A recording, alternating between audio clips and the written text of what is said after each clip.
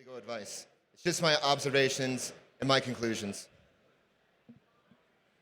Make no mistake, there is a fierce debate going on Capitol Hill about the future of crypto as an industry.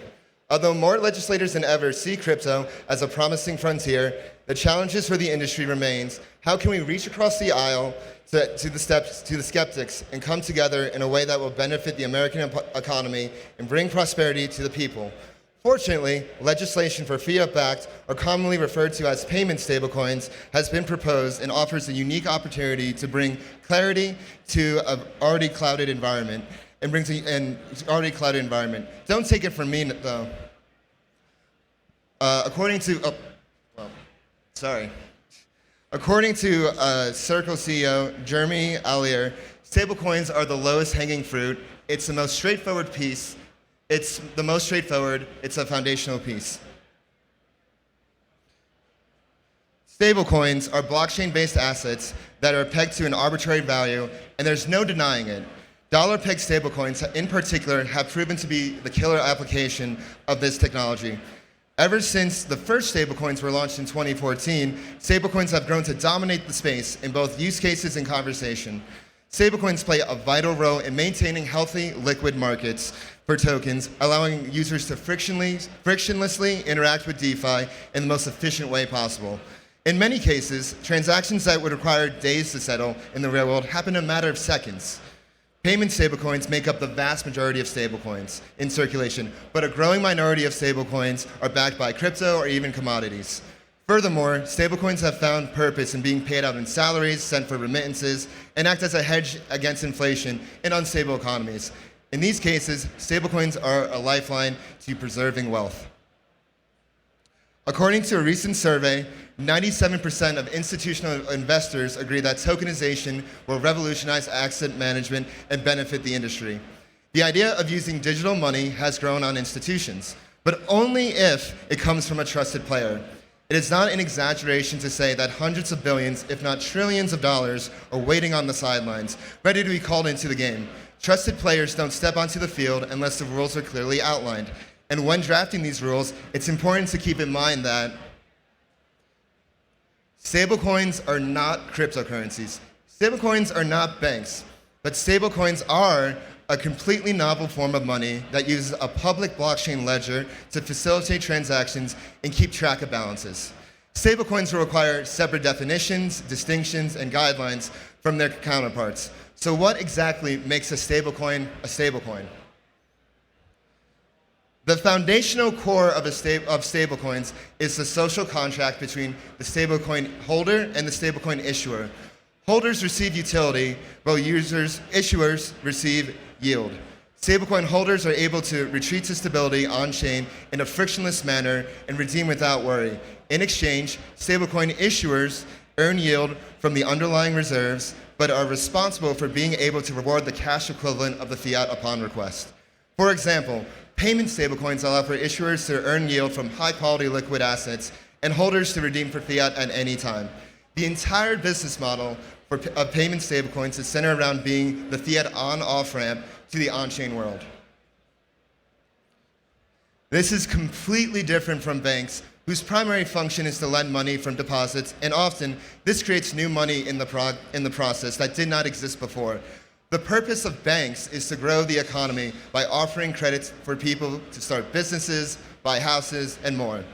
An article from the think tank, the Official Monetary and Financial Institutions Forum, echoes this sentiment and makes the case that a stablecoin issuer is emphatically not a bank and arguably not a deposit-taking institution either.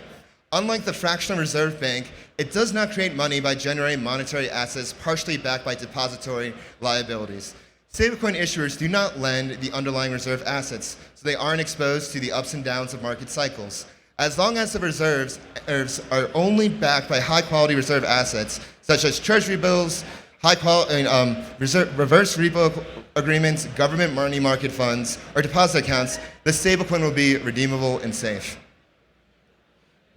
Stablecoins are fundamentally a new technology and require a new framework. Are there any frameworks that exist today that we can judge? Currently, at the state level, the New York Department of Financial Services approves of payment stablecoins as a part of their crypto regulatory framework. What New York got right here is that you do not need to be a depository institution to issue a stablecoin. These rules were outlined in a guidance letter that was sent out in June 2022 and include points such as that the market value of assets backing the stablecoin must be equal or greater to the nominal value of all stablecoins circulating on-chain at the end of each business day. The assets in the reserve backing of each stablecoin must be siloed from all other assets, and all the stablecoins must have timely redemption policies, writing and approved in advance. What the NYDFS guidance does really well is it enshrines the already established social contract between issuers and holders. It protects holders by placing rules on what reserves can be, how reserves should be custodied, and what kind of attestation those reserves have and is required. And we have seen what happens if these rules are broken.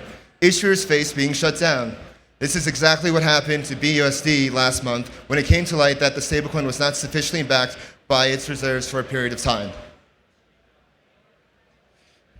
So, the NYDFS gives guidance at a state level, but what has been proposed at a federal level?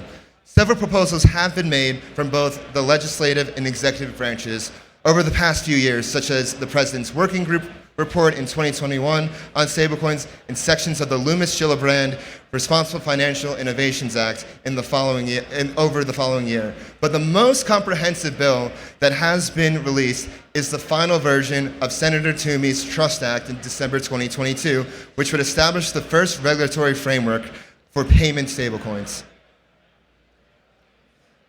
In his final statement before retiring, Toomey proselytized the promise and potential of stablecoins, saying that they are an exciting technological development that could transform money and payments, and that he hoped that his bill would lay the groundwork for his colleagues to pass legislation over the next year safeguarding customer funds without inhibiting innovation. The bill received bipartisan support and was surprisingly co-sponsored by one of the most well-known anti-crypto advocates, Elizabeth Warren. But do not fret. I believe if this bill is passed, then it will spark one of the most promising adoption catalysts for the industry. First and foremost, the bill firmly designates payment stablecoins under the oversight of the Office of the Comptroller of Currency, which regulates banks and authorizes the office to establish a new federal license specifically for payment stablecoin issuers and allow them to apply for Fed master accounts. Because payment stablecoins are under the jurisdiction of the OCC, it explicitly means that they are not securities. And the new license, And also, this is a given, they aren't banks. This is an intentional part of the bill to prevent entrenched incumbents from being favored. It does not prevent depository institutions from issuing their own stablecoins. It just means that they won't be artificially protected by a regulatory moat. The bill further goes into detail on what is required from issuers and what protections are granted to holders, both of which have been asked for by industry participants for years. For issuers, the bill defines what a payment stablecoin is, the requirements for maintaining a payment stablecoin, such as reserves being backed by high-quality liquid assets, redemption policies, and attestations of backing.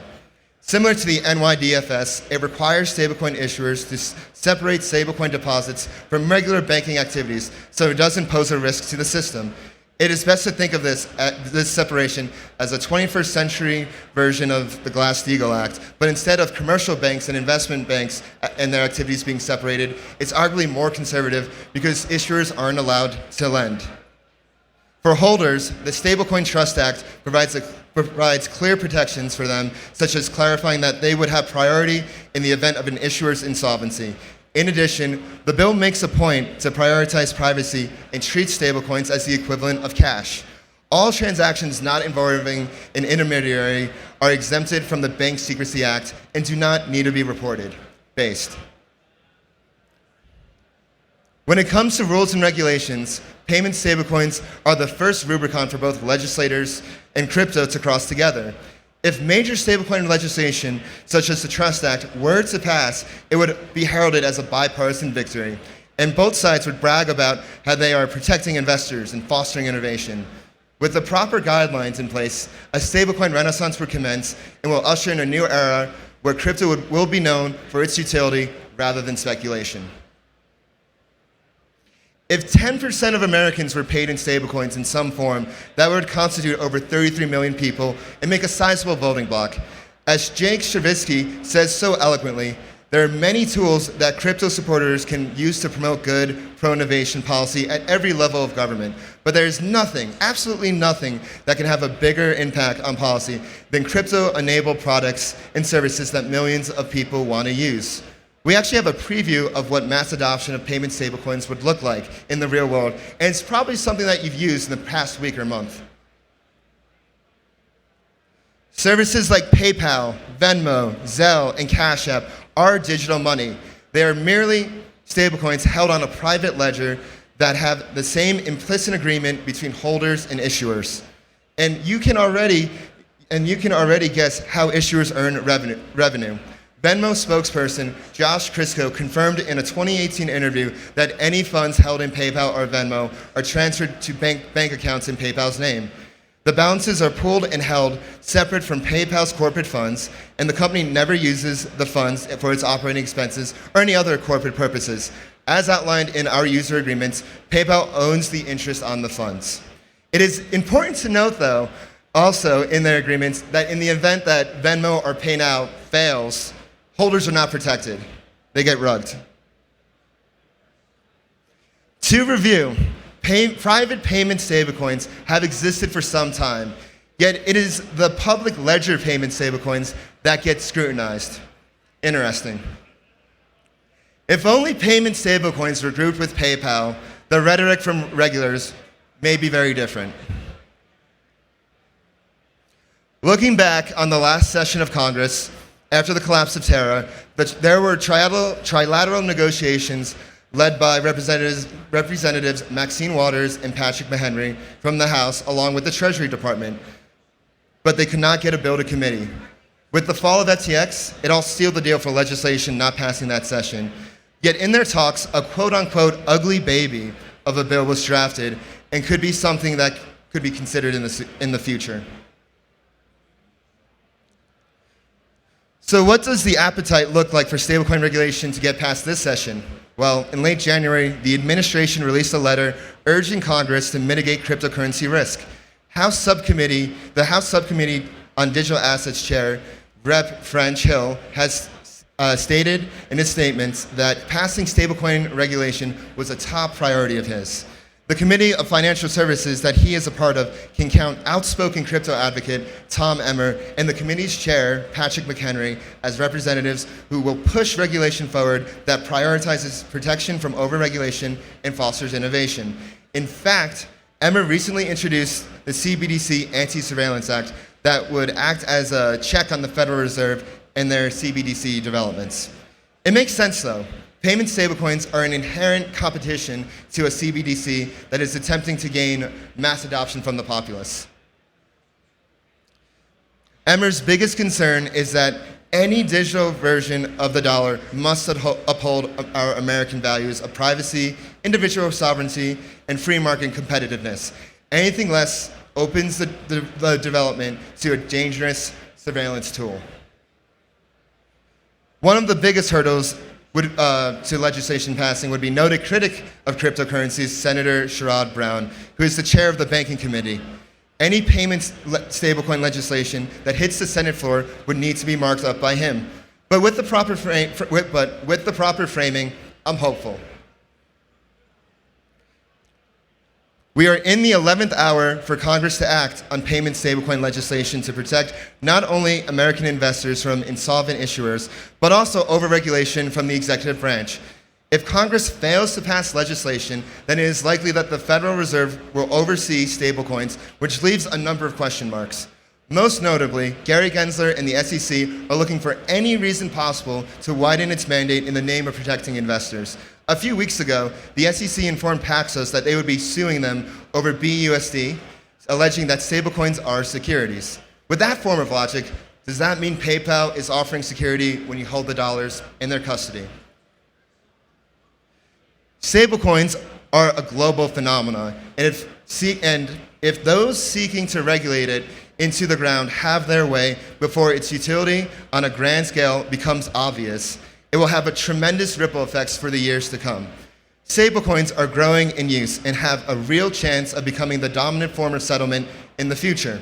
If issuers are forced to be pushed offshore, then it would be a cataclysmic setback for capital market formation in the US, which is also an area that the SEC is mandated to protect. That's why we need legislators to act now to pass a sensible framework regarding payment stablecoins, because even if they pass laws to overturn regulations that are stamped on the books, it will be too little too late. Forget a bill being an ugly baby, because the baby will be dead on arrival. Thank you.